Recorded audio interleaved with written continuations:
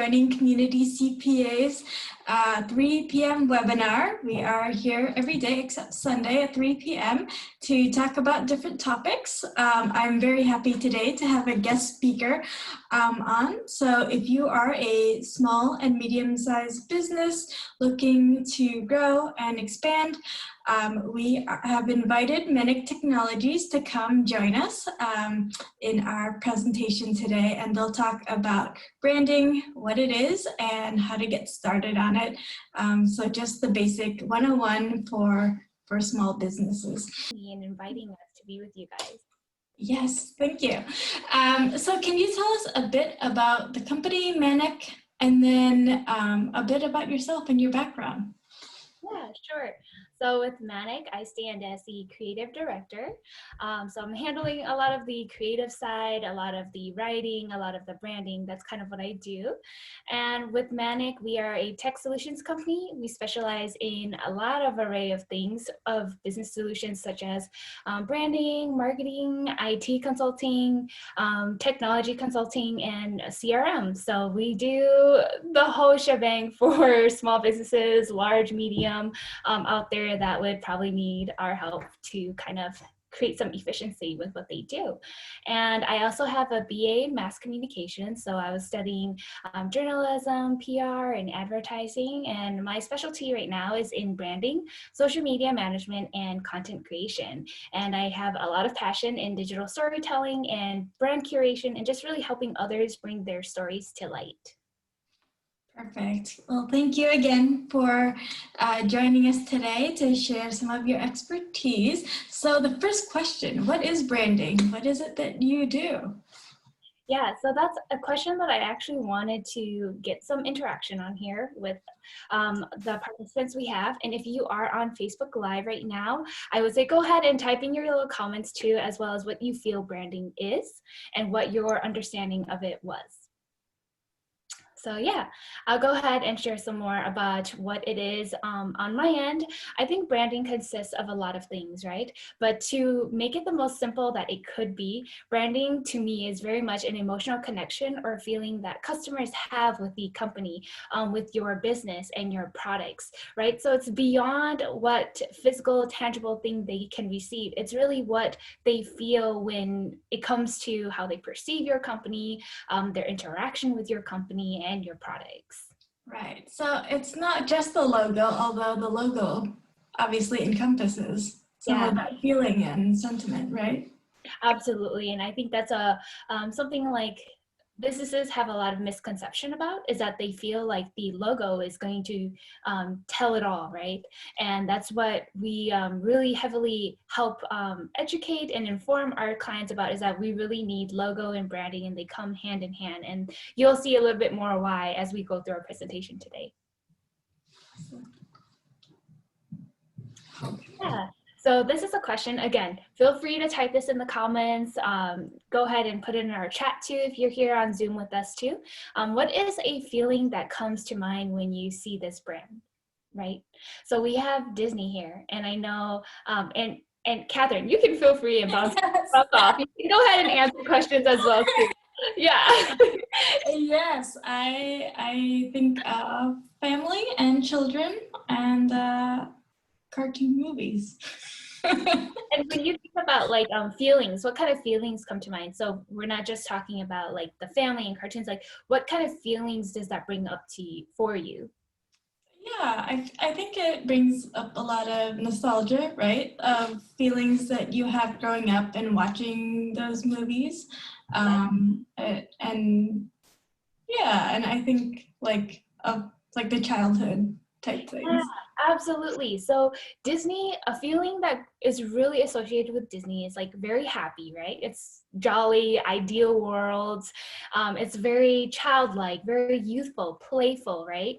And that's why branding is so strong, because when you think about Disney, you already think about magic, right? You already think about dreams coming true, wishes coming true, things like that. It's the branding is so strong that when you see Disney stars graduate from the Disney Channel, right, they all go through a period where they have to shed an image, right? They all talk about this image that they have to shed when you're talking about Selena Gomez, Miley Cyrus, you name it. They all have this Disney image they have to shed because the branding is so strong.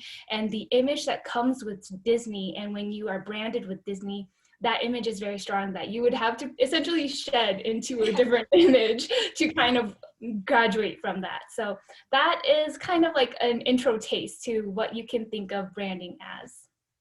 Awesome. And so why do we need it? Why do companies need it? Yeah, and companies really need branding because this is something that, like if we took Disney, for instance, and you just had the logo of Disney, I think it's not as strong as it could be with the backstory. And you can go ahead and go to the next slide as well, too. Yep, as we focus on why you need branding, right? So everyone kind of recognizes this brand, right? And Catherine, I can go ahead and directly ask you these questions too. I'll just ask you, just looking at this, do you feel like this is the official font of Nike? No, not at all. No, what, if you can just think on the top of your head, what is the official font look like? What does it even look like? I don't know. I associate them with the swish. Yep, with the switch. But how did you know that this was not the official font? I don't know. I mean, it doesn't look like it, I guess. I don't know. It doesn't remind me of it. I think it's a really interesting thing that like you might not know the exact font, but for some reason, your memory knows enough that when you look at this, you know it's not the official font. So that's one thing that comes into branding and logo design is that, okay, the font really matters because it is chosen very specifically for that brand. So you already know this is definitely not the Nike font. And then you already told me that you already know the symbol of Nike is the swish, right? Right. We can go ahead and go to the next slide as well too. Oh. Yeah, so we know that this is, just as soon as we pop to this next slide, you already recognize that, like, okay, yeah, that's exactly what it looks like. That's what the Nike brand would look like, right? Their font is very intentional. It's very bold. It's out there, and they have it slanted, and then they have their swish, right? The reason branding is so important is that I showed you in our previous slide, I showed you this random font. I showed you just the plain name. I didn't put any symbol to it, but you knew what I was talking about, right? You knew I was talking about the shoe company. You knew that they do an array of athletics, and you know that they're very up there. You already know this whole image of the company, even though I gave you something so random in a totally different font. That's why branding is so important, is because it really implants an image, a memory into your clients, your customers, your audience, into the public, and they'll always remember you. Even though they might not know exact details, they still know what's yours and what is not yours. Wonderful. And then Catherine, fun question for you. Who is this brand? that is Pepsi. Pepsi, that's really awesome. Yeah, that's the power of branding. But if you think about it, so what is Pepsi? It is a soda company. Yeah, it's a soda company. But when you look at this, like what on it even says soda? Right? Like nothing. Like there's absolutely nothing. And the second part is what about this says Pepsi? Nothing. Like the word Pepsi itself, I believe Pepsi is the name, a part of the name of the owner as well too. So it's like it's so interesting that like the symbol has nothing to do with the name, has nothing to do with the product, but we already know what the company is, what their product is, and what they do just based off the symbol. And that is why branding is so important, because if you had just a symbol, we have no connection to that symbol. It's just a circle. Essentially, if you look at this, it's really a circle. And we wouldn't really know much about it. We would never guess that this was soda. And we would never guess that they are such a huge company, world-renowned, and basically recognizable anywhere. So that's why branding and logo design are very important together, because branding, you can essentially think of it as like the story. It's the story of who you are, what you do, and how people know about you. And your symbol is just a small representation of that. Right. So when I look at this, I think like the colors are really important as part of their brand, because like even the light blue that it's on, it reminds you of the can, right? So that's part of the look. Absolutely. And I will dive into that even more later down too. And that's a great point that you made because it is true. If I gave this to you and the background was maybe yellow and the circle is like a bright orange with neon green, you probably wouldn't have told me Pepsi. So that is essential to also branding as well. Yeah, Catherine and I were having a great talk about this today about like, oh, if we could just look like this if we drink Pepsi too, right? And that's also the power of branding is that they are really good at storytelling. So that's one thing that I would say is really awesome about Pepsi is that they really went above and beyond, right? So you would never think of like such extravagance from just a can of pop or soda, right? But Pepsi really goes above and beyond and they put a story to their product and they come out with these lavish commercials that star our favorite celebrities and such and really bring a story to their brand. And they really make Pepsi as this like not just a soda, not just a product, not just a food product. They make it as an experience, right? Like you drink Pepsi, it's so cool, it's so refreshing. You feel energized, you feel like just so crisp. That's kind of like what they're selling for you. So they take it more than beyond just a can. But we honestly could be drinking the same thing with off brands. It's the same product, different color, different symbol, and we don't really associate them with the same value, if that makes sense. Right. It helps differentiate from its other competitors for sure. Yeah. All right. All right. So what elements are part of a brand? What would you recommend for a brand to have? Yeah. So we can go on into our next. Yep. So there's just so many things that go into a brand, right? But with Manic, we like to focus on the 5 brand factors to just kind of keep it a little bit more simple and clean cut and easy for our clients to digest and understand.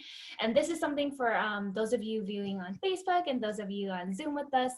This is something that I really, really hope you would take away and note and bring back to your own businesses and really think about like what aspects of the 5 brand factors do you already have? What do you still really need to refine and bring to the surface to really strengthen your brand? So we'll kind of touch more examples of each one as we go. All right. So the first one, brand promise. Yeah. So we'll start with a brand promise. And this is different from the one that we'll be touching about in a couple more slides. That one is called expectations. This one is promise. And the difference is that promise focuses more about intangible things that your business can promise to consumers, right? And it's oftentimes a experience or a feeling. So expectations later that we'll talk about, you can more focused on the product, but this one is more focused on like what are people going to experience with you, right? So let's use between Nike and Pepsi. Catherine, which one would you like to use as an example? Let's use Nike. Okay, with Nike, could you tell me what you think their promise is based off what you know about their products and who they are? Okay, it's an experience or a feeling. I don't know, I guess like capable, like powerful, right? Like you can do it. Yes, their tagline is just do it, right? And if you look at their commercials and you look at the way they brand themselves, everything is about efficiency. It's about strength. It's about confidence. It's about everyone can do it.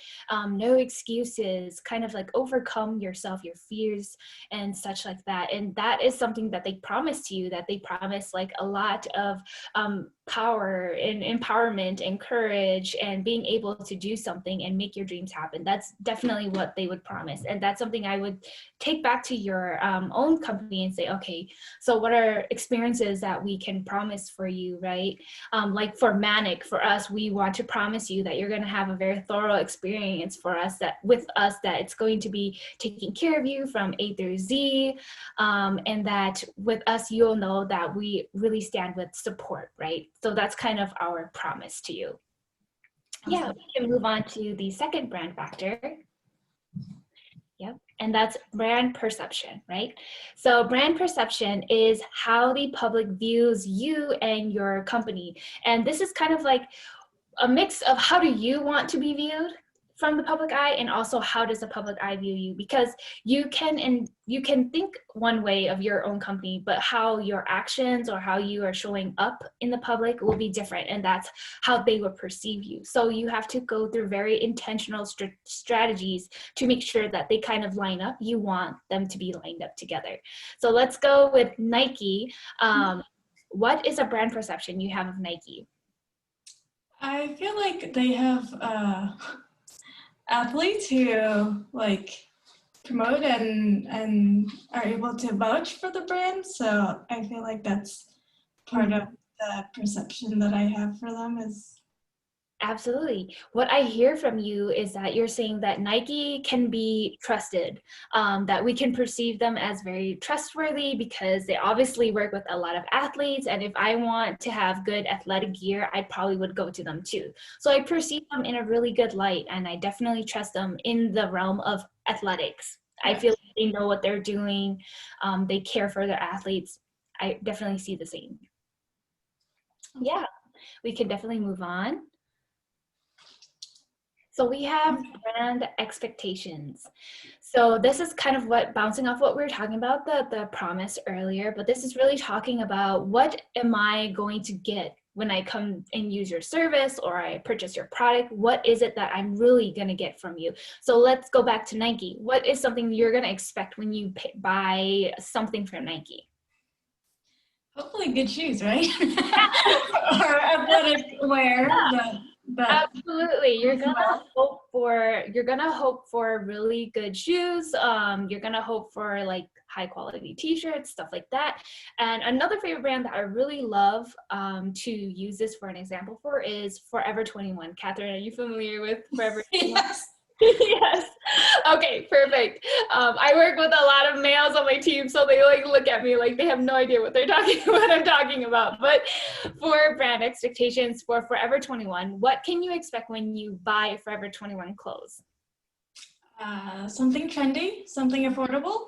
Yes, absolutely. Yep, that it's just so easy. Like when I go to Forever 21, most likely you know that the clothes isn't going to be as durable, right? You know clothes isn't going to be lasting a long time. You understand that it's fast fashion, but the thing is that's expected. You understood that because you knew that you're going to Forever 21 because it's affordable and it's trendy. Versus if I was going to go to Chanel, I would know that I'm trying to get something more high-end, more durable, and very expensive. So you have that expectation. Yeah. That was a great example. Thank you. It's my favorite. Oh.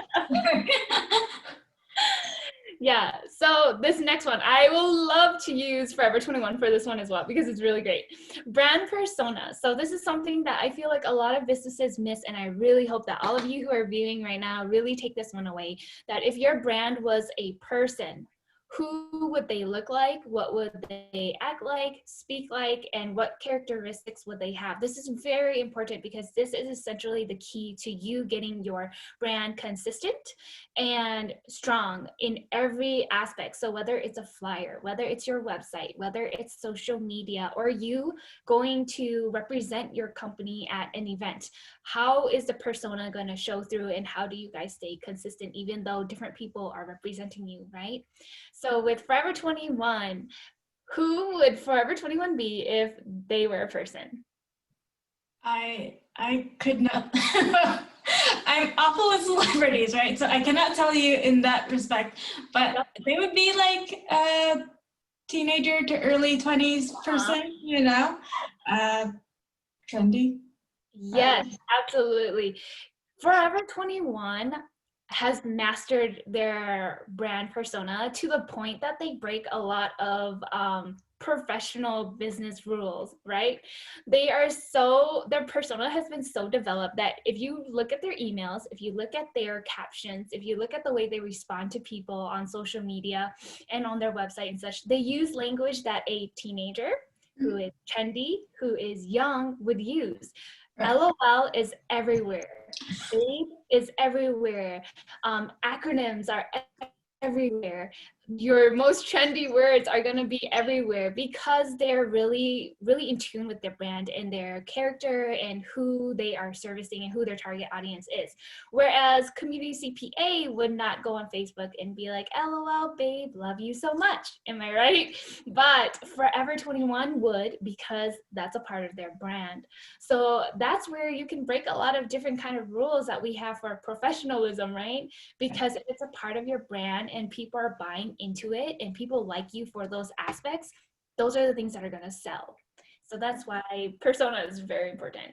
So then, sorry, I guess I can wait till we're done with the 5 brand No. factors. I don't. Ask questions, it's fine. So a company, even if they're not intentional about it, will have a brand because of all these aspects, right? They're going to at least unintentionally have a persona, a outward, there's going to be expectations from the customers. They're going to be, a perception that they're giving off. Mm-hmm. Yes and no, because when you're not aware or conscious or intentional about it, it's not going to be consistent, it's not going to be strong and strengthened, and it's not going to be authentic to what you truly want it to be, right? And I've seen many businesses come across us and have a very lack of personas. So we don't really see how fun they actually really are when all their products are actually really fun, but they don't show that on social media for some reason. When we actually meet them in person in the meetings and such, they're very spunky or they're really outgoing and they want their products to be that way too. But for some reason, their website is in totally black and white colors, or they have no color, they have no anything that communicates to me who they truly are. So that's the thing. Like, yes, the persona might be there, things like that will be there, but it won't be intentional and really hitting your right audience, if that makes sense. Yes, very much so. I think that's a great distinction. So thank you. That does help. So then, as companies are looking to be more intentional about their brand, they can take certain elements that they are already strong in and then just refine it and make it stronger, correct? Absolutely. And that's what we do with a lot of our clients too, is that they come to us and they come with like maybe a plate of ideas, or they come with very little, but we are able to see what's already naturally there. And we're here to really just like bring that out and strengthen it and say like, hey, did you notice that you actually really care about the community? Why is that not on your website? Like, that's something you're so passionate about, or you really care about family or home and things like that. So we help them bring out natural aspects of them. So that's absolutely correct. Awesome. Yes, and the final brand factor is what you guys are the most familiar with, is brand elements, right? And that's essentially the logo, what makes up the logo. So what symbols represent your company, what typography, like the font really matters, the color palette really matters. And those two are very important because a lot of businesses make the mistake of, so they chose their logo, right? They chose all of that, but for some reason, and they chose their colors, but for some reason on their social media platforms and on their website, they will post random things in really random colors. Like, I could see like a business who actually chose to have like black and yellow and white as their main colors. For some reason, they're posting hot pink and hot purple, like a very bright purple with really like Comic Sans font and stuff like that. That is what would really hurt your brand to the public, because the public will come onto your site, your page, and say, ooh, this looks like, I don't know what it is, but it seems off, it seems sketchy, it seems inconsistent, not professional. So that's one thing that I really hope clients can take away, is that you will remember to keep your elements very consistent among all of your social media stuff, your designs, your marketing materials that represent you, so that you have a very cohesive brand. And then that goes with design, style, and aesthetics too. So, if community CPA is more of the turquoise with the same font, it would be really weird if all of a sudden you had floral print and then it was community CPA all over it. That would really change the whole entire feel and the brand itself. So yeah. Awesome. Yes, typography is not an easy one, in my opinion. Yeah. All right. So, Yeah. look at And all these social media platforms. absolutely. Catherine mentioned this earlier about like, oh wow, she was intrigued that like with the Pepsi background, it looks just like the can, right? And that's what Pepsi does amazingly, as well as many brands are very well known right now, is because if you see on the left here is Instagram, and then you have Facebook in the middle, you have the website on the top, and you have their YouTube on the bottom. But you know that it's all owned by Pepsi, even though you can't even see the name, you know that it's owned by the same brand, because with one glance, one look, they look identical. They look like they match, and everything is very consistent, even the shades of blue. And that's what I mean about some businesses make the mistake of like, they chose this shade of blue, but they'll post like very random shades of blue. So it's really, one tip is to really know your color codes so that you are using the exact same code for everything that you do. That's a great tip. Oh, whoops, sorry. Okay, so now that we have these pieces, so in terms of applying it to the small business, we've talked a bit about what it can do. Can you tell me about the relationship of the brand to the company's overall marketing efforts? Yeah. So here at Manic, we have this ecosystem of branding and marketing, and I will show you that later as well. But essentially, branding to me, honestly, is very much the foundation of marketing. I would find it very difficult if you were marketing without a clear and strong branding system down, because branding and marketing, which I will share later too, is you can really think of branding as like the fuel, and marketing is like the car. So if you just did marketing, which is the car, if you just kept adding to the car and you kept building the car and upgrading the car, that's great. It's going to be a very expensive car. It's going to be looking luxurious and amazing, but without gas, it's really not going anywhere with any direction, right? But I think branding will help you a lot with direction, and you will be a lot more clear about where to put your marketing efforts and dollars.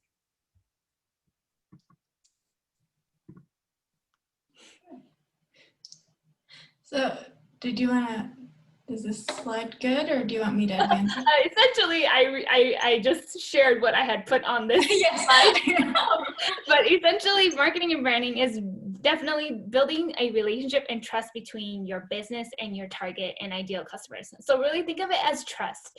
I think we overcomplicate things at times, and we feel like we have to really strategize. But the reason why we're strategizing is because we really want to win that trust. We really want to hit the right people, the right market in the right ways, and really covering the right needs that they are looking for to be met. So yes, that's what it is. And then, Yeah, this is what I already shared, but yeah, just to reiterate, marketing and branding go hand in hand. Logo, marketing, and branding, they all go hand in hand, and it's really hard to just do one without the other. If anything, it's maybe not very possible. So yes. all right, and now can you tell us about this Manic maturity model that you'd mentioned? Yeah, and because we just feel like everything is so intertwined at Manic, we kind of just built this Manic maturity model, and it's our marketing ecosystem essentially, where we always walk clients through the whole entire model, but clients come to us at different points. So sometimes client comes to us and they have strong branding and a strong website, and we're like, sure, that's good. Let's go ahead and ramp that up with great marketing strategy, automation, and we kind of go so on. Some people come to us and have nothing, so we start at branding. And I really wanted to share this with clients out there, because whether you're working with Manic, whether you're working with anyone else, know that when you're asking for things like marketing and branding or even a website, that you're asking for an ecosystem of things that really need every single piece in order for it to be the most efficient. I would hate to sell you a website if you don't have strong branding, and the website could be amazing, have very amazing features, but if you don't have a strong branding in place, it might not look that great, and it might not be very appealing to the human eye, which we definitely are really based off of visual appeal. And that's something that we really pride in, is having the whole entire ecosystem and really walking our clients through each step that they need. Okay, so say a small business is thinking about this. How do they know where their branding is at the moment? How do they evaluate that? Yeah, so especially for small businesses, what we do for them is we would definitely do like an audit and really look into like, okay, this seems like this is where you are. One thing is as a business, and yeah, thank you for the slide. You can definitely email us for a free branding audit as well. But you would really be able to gauge your branding is if you are posting things and people can recognize you just based off of what you are posting. The more recognizable you are, you'll know where your brand is going. And then just taking a good look at all of your platforms. Do they look the same? Do they look different? Hold them all up side by side or do exactly what I did with Pepsi. Pepsi, yeah. Just screenshot all of them, put them all side by side and just ask yourself if like it looks cohesive, especially if you have printed marketing materials as well. And business cards, do they all look the same or do they just look very random and different? Wonderful. So yes, please go and do an inquiry at manictechnology.com for that free branding audit. Thank you. Yeah. So thank you so much for the presentation. I really appreciated the conversation and the insights that you have. And I hope that people who watch this were also inspired to look at their company's brand and to get some fresh eyes on it.